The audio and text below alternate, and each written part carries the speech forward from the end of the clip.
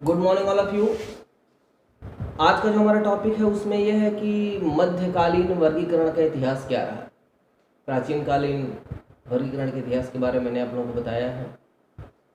आज हम मध्यकालीन वर्गीकरण के इतिहास के बारे में समझेंगे। मध्यकालीन वर्गीकरण के इतिहास को समझने के लिए सबसे पहले हमें ये समझना होगा कि मध्यकालीन संगीत के वर्गीकरण का आधार स्तंभ क्या था। मतलब कि किस किस बेस पे, किस किस आधार पे हमने मध्यकालीन वर्गीकरण को प्राचीन और आधुनिक से अलग रखा और उसको मध्यकालीन कहा। तो सबसे पहले तो एक टाइम पीरियड रहा, क्योंकि हमारे यहाँ जो मध्यकालीन चला, अमीर खुसरो और स्वामी हरिदास जी, तानसेन, इन लोगों की टाइमिंग से जो म्यूज़िक का जो एक नया इतिहास चला उसको हम मध्यकालीन में रखते हैं। और भारत खंडे जी का जब तक समय काल आया तो भारत खंडे जी के समय काल से अमीर खुसरो के समय काल के बीच के टाइम पीरियड को हम मध्यकालीन इतिहास या फिर मध्यकालीन संगीत का समय काल कह सकते हैं। और उसी के वर्गीकरण के बारे में आज हमको डिस्कस करना है। तो सबसे पहले हम आधारशिला के बारे में जानते हैं। तो आधारशिला, जैसे कि सबसे पहली आधारशिला थी राग रागनी वर्गीकरण। राग रागनी वर्गीकरण क्या है कि कुछ पर्टिकुलर राग थे जिनको मुख्य राग की धारा माना गया, या फिर आप ये कह सकते हैं कि उन रागों को ही वरीयता दी गई मध्यकाल में। अब वो राग कौन कौन से थे, जैसे भैरव हो गया, हिंडोल हो गया, दीपक हो गया, श्री हो गया, मालकौंश हो गया, मारवा हो गया। इन सब रागों को हम मुख्य धारा माने, या फिर ये कह सकते हैं कि इन रागों को ही मुख्य महत्ता दी गई। अब हर राग की 5-5 रागनियाँ या 6-6 रागनियाँ होती थी। तो अगर एक राग की 5 रागनी हुई तो 6 राग मुख्य थे, इसके अनुसार 30 रागनियाँ हुई। अगर 6-6 रागनियों की मान्यता पे चलते हैं तो फिर 36 रागनियाँ हो गई। अब राग रागनी के बाद उनके 8-8 पुत्र और पुत्र वधुओं का भी जिक्र आता है। तो सबसे पहले हमें समझना होगा कि ये जो एक फैमिलियर रिलेशन चल रहा है, ये जो एक पारिवारिक परिवेश जो चल रहा है हमारे संगीत में, वो है क्या। उसमें ये था कि जो राग है उस राग से सिमिलर जो जो राग निकल रहे हैं उनको उस राग की रागनी कहा गया।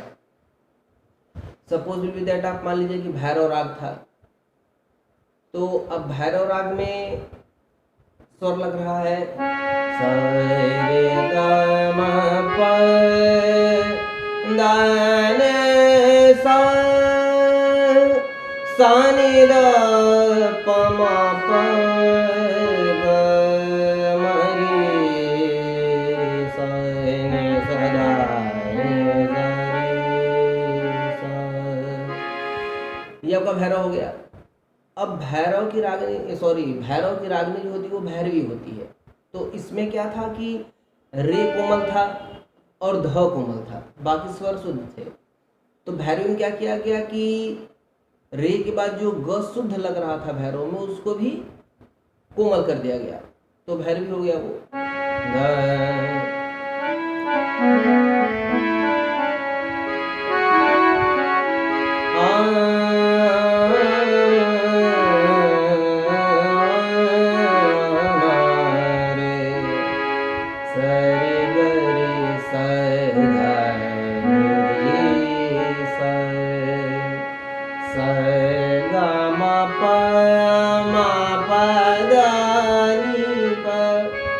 सा नि दा नि दा प ग म प ग म रे सा आ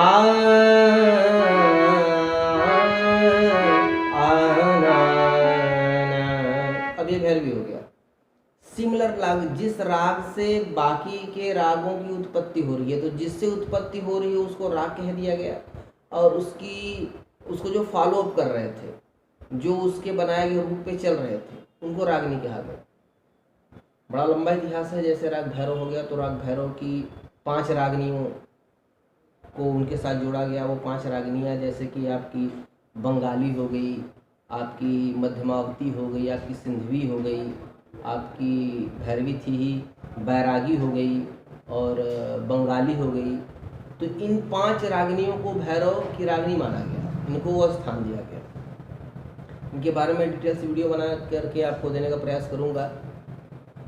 और इसके बाद का जो मत है, आज हम थ्योरी पे ही बात करेंगे, प्रैक्टिकल पे ज़्यादा नहीं जाएंगे। इसके बाद का जो हमारा आधार बना या फिर जो जिस टॉपिक पे हम उसको अलग किए, उसमें आपका शिव अथवा सामेश्वर मत, कृष्ण मत अथवा कलिनाथ मत, उसके बाद भरत मत आया, हनुमंत मत आया। इन मतों का मतलब बस ये था कि एक मत के अनुसार 5 रागनी मानी गई, दूसरे मत के अनुसार 6 रागनी मानी गई। तो पद्धति यही थी, बस इनकी संख्या, जिन जिन संगीतकारों ने जो जो रिसर्च किया और जिस जिस परिणाम पे पहुँचे, तो किसी का मानना था कि नहीं रागनियों की संख्या इसमें 6 है, किसी का कहना था नहीं इसमें रागनियों की संख्या 5 है, लेकिन पद्धति वही थी, राग रागनी पद्धति। इसके बाद फिर हम आते हैं आधुनिक काल की तरफ। अभी मध्यकालीन वर्गीकरण का इतिहास ही चल रहा है। 1813 ईस्वी में एक बहुत अच्छे संगीतकार थे मोहम्मद रज़ा।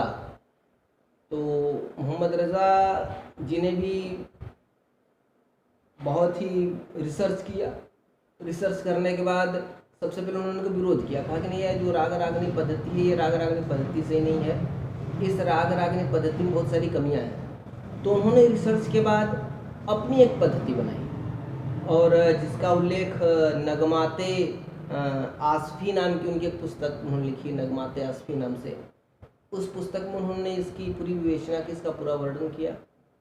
लेकिन ये पाया गया कि उनकी जो पद्धति थी वो हनुमंत मत से मिलती जुलती थी। मतलब उन्होंने कह तो दिया कि ये गलत है, लेकिन उसको साइंटिफिक तरीके से सिद्ध नहीं कर पाए। तो इसलिए उनकी इस मत को भाई मान्यता नहीं मिली, क्योंकि बहुत सारी त्रुटियां थीं। आप कहने के लिए तो कह दिए कि दिस इज नॉट राइट, लेकिन राइट है क्या ये आप बता नहीं पाए तो फिर आप ही गलत हो जाएंगे। तो इस प्रकार से जो मध्यकालीन वर्गीकरण था उसकी आधारशिला ये थी और इस प्रकार से वह आगे की ओर बढ़ा। उसके बाद रागांग का भी जिक्र आता है। पंडित नारायण मोरेश्वर खरे जी ने इसके बारे में अपने विचार दिए, बहुत बड़े संगीतकार थे। लेकिन मिला जुला के राग रागनी पद्धति से कोई निकल नहीं पाया मध्यकालीन इतिहास में। इसका तोड़ बाद में जाकर के आधुनिक काल की नींव जिसने रखी, पंडित भारत खंडे जी ने,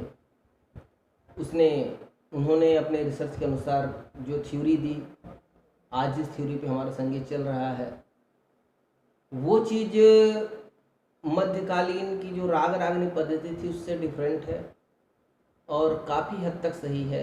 इसलिए आज वो सर्वमान्य है, उसको लेकर हम चल रहे हैं।